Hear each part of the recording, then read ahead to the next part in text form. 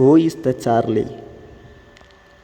ലോകത്തെ ചലച്ചിത്ര പ്രേമികളുടെ മനസ്സിൽ നിന്ന് ഒരിക്കലും മായാനിടയില്ലാത്ത പ്രതിഭകളിലൊരാളാണ് ചാർലി ചാപ്ലിൻ എന്ന ചാൾസ് സ്പെൻസർ ചാപ്ലിൻ.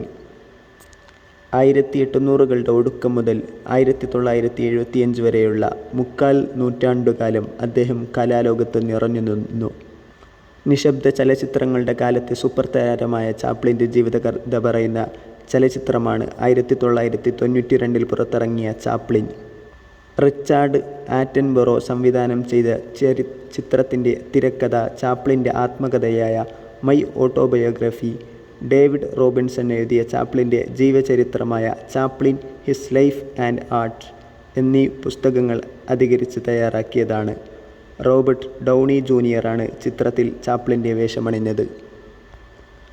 വയോധികനായ ചാപ്ലിൻ തൻ്റെ ആത്മകഥ തയ്യാറാക്കുന്ന ജോർജ് ഹേഡൻ എന്ന എഡിറ്റർക്കു മുന്നിൽ തൻ്റെ ഓർമ്മകൾ പങ്കുവയ്ക്കുന്ന രീതിയിലാണ് ചിത്രം ഒരുക്കിയിരിക്കുന്നത്.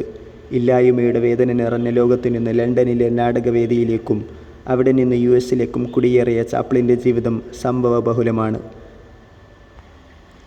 ചാപ്ലിന് 5 വയസ്സുള്ളപ്പോൾ തിയേറ്റർ ആർട്ടിസ്റ്റായിരുന്ന അമ്മ ഹന്നയ്ക്ക് അവരുടെ ശബ്ദം നഷ്ടമാവുകയും പകരമെന്നോണം ചാപ്ലിൻ നാടകവേദിയിലെത്തുകയും ചെയ്തു.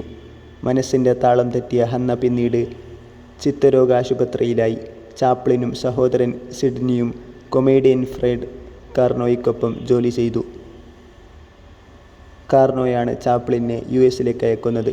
അവിടെ പ്രശസ്ത കൊമേഡിയനായ മാർക്ക് സെന്നത്തിനൊപ്പം ചലച്ചിത്ര മേഖലയിൽ പ്രവർത്തിക്കുന്ന വേളയിലാണ് ചാപ്ലിൻ പിന്നീട് വിഖ്യാതമായി തീർന്ന നാടോടി സ്വത്തം ദ ട്രാംപ് എടുത്തണിയുന്നത്.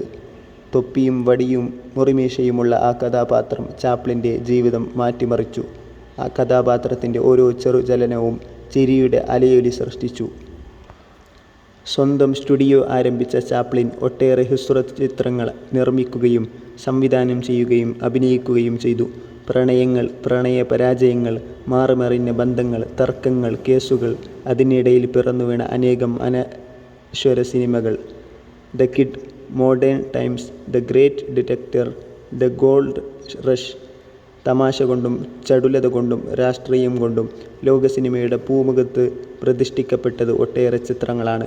1952 ലൈം ലൈറ്റ് എന്ന ചിത്രത്തിൻ്റെ പ്രീമിയറിനായി ഇംഗ്ലണ്ടിലേക്ക് പോയ ചാപ്ലിന് തിരികെ അമേരിക്കയിലേക്ക് പ്രവേശിക്കാനായില്ല. അന്നത്തെ രാഷ്ട്രീയ സാഹചര്യത്തിൽ കമ്മ്യൂണിസ്റ്റ് അനുകൂലിയായി മുദ്രകുത്തപ്പെട്ടതിനാലാണ് പെർമിറ്റ് റദ്ദാക്കിയത്. FBI ഉദ്യോഗസ്ഥനായിരുന്ന എഡ്ഗാർ ഹൂവറിന് ചാപ്ലിനോടുണ്ടായിരുന്ന ശത്രുതയും അതിന് പ്രധാന കാരണമായി. 20 കൊല്ലങ്ങൾക്കു ശേഷം അക്കാദമിയുടെ പ്രത്യേക അവാർഡ് സ്വീകരിക്കാനായി US അദ്ദേഹത്തെ തിരികെ വിളിച്ചു. ഒട്ടൊരു മടിയോടെയെങ്കിലും അവാർഡ് വേദിയിലെത്തിയ ചാപ്ലിന് ലഭിച്ചത് അക്കാദമിയുടെ ചരിത്രത്തിലെ ഏറ്റവും ദൈർഘ്യമേറിയ ഹർഷാവമായിരുന്നു. അക്ഷരാർത്ഥത്തിൽ നിലയ്ക്കാത്ത കയ്യടി.